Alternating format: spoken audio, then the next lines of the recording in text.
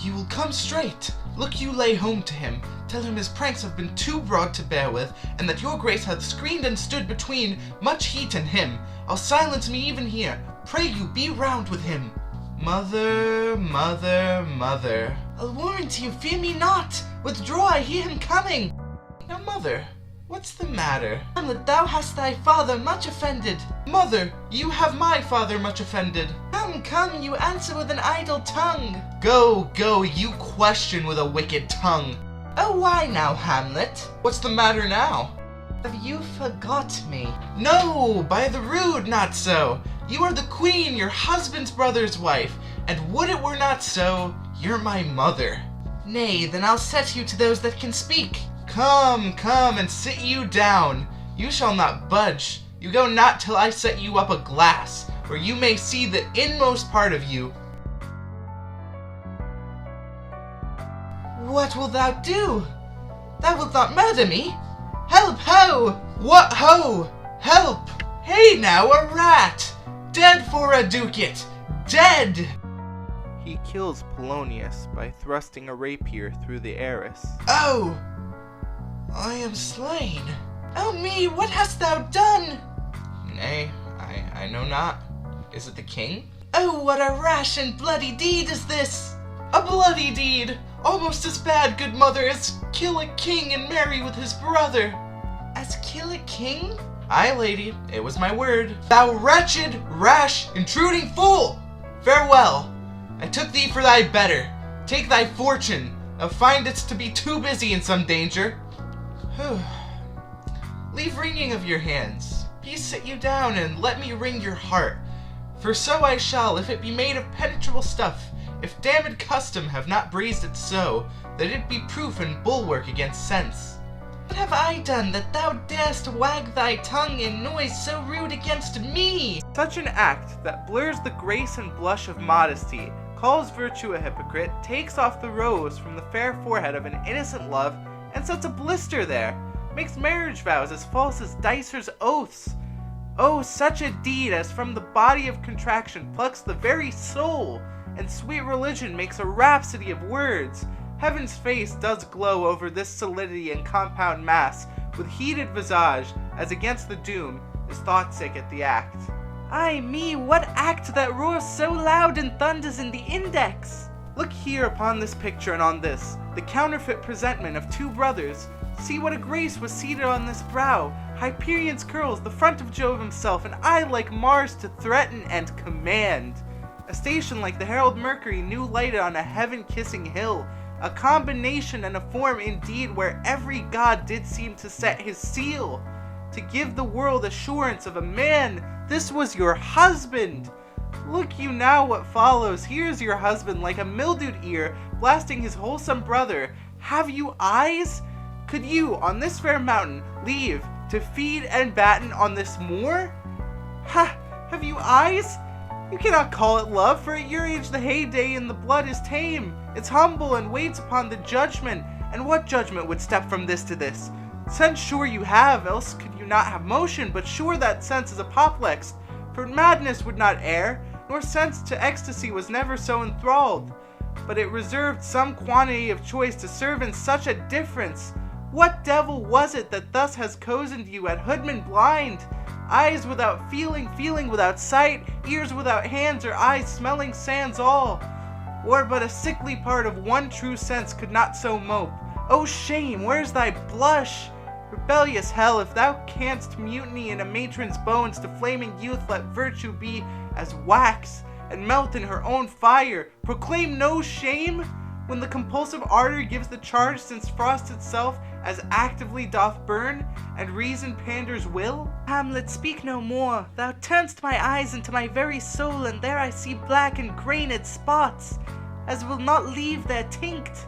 Nay, but to live in the rank sweat of an enseamed bed, stewed in corruption, honeying and making love over the nasty sty. Oh, speak to me no more, these words like daggers into my ears. No more, sweet Hamlet.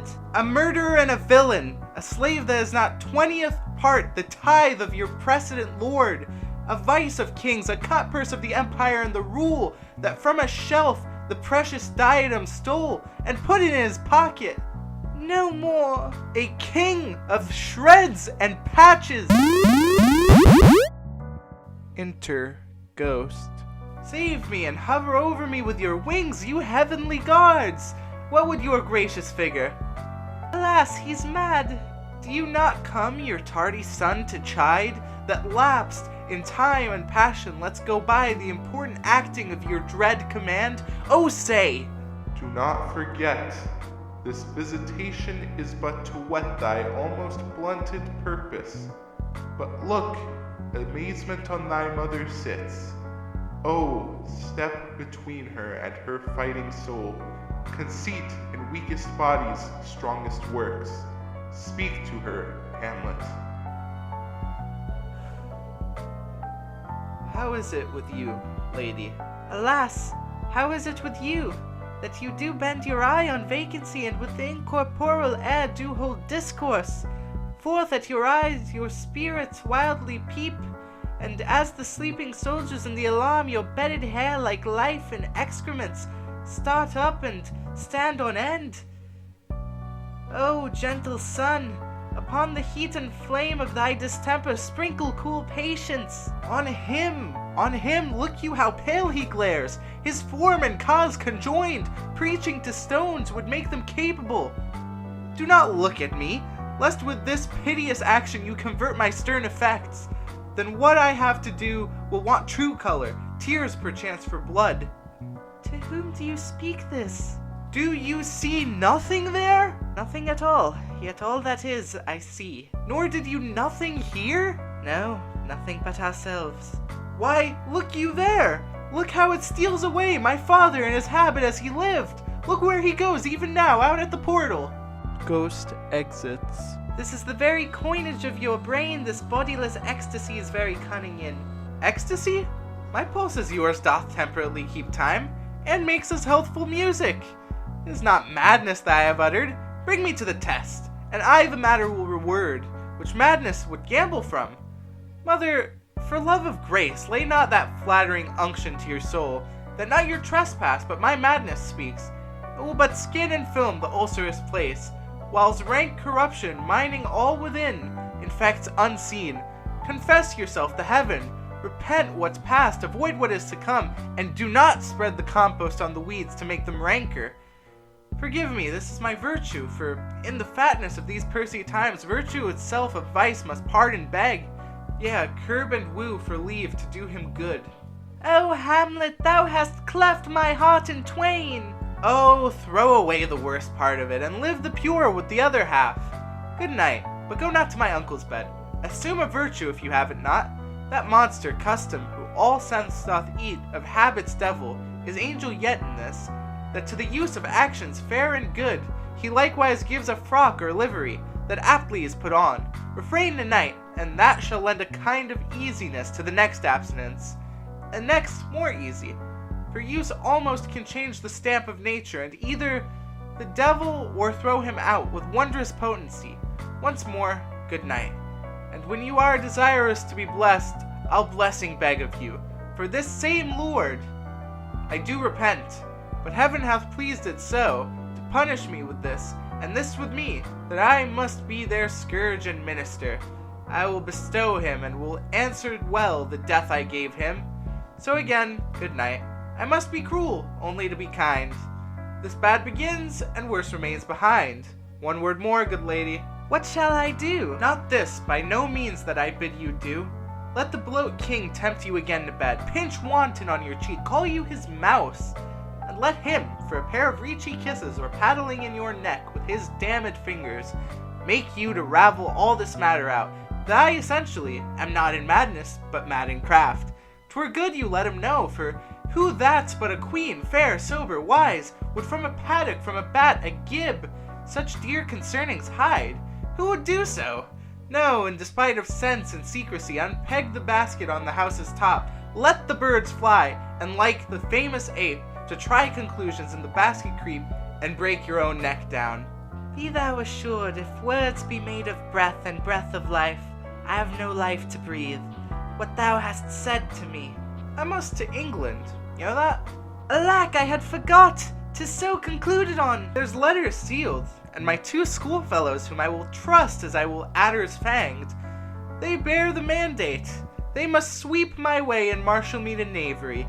Let it work, for 'tis the sport to have the engineer hoist with his own petard, and it shall go hard, but I will delve 1 yard below their minds and blow them at the moon. Oh, 'tis most sweet when in 1 line 2 crafts directly meet. This man shall set me packing. I'll lug the guts into the neighbor's room. Mother, good night indeed. This counselor is now most still, most secret, and most grave, who was in life a foolish, prating knave. Come, sir, to draw toward an end with you. Good night, mother. They exit, Hamlet tugging in Polonius.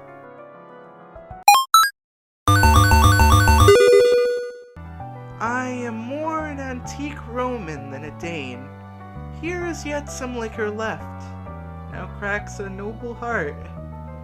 Good night, sweet prince, and flights of angels sing thee to thy rest.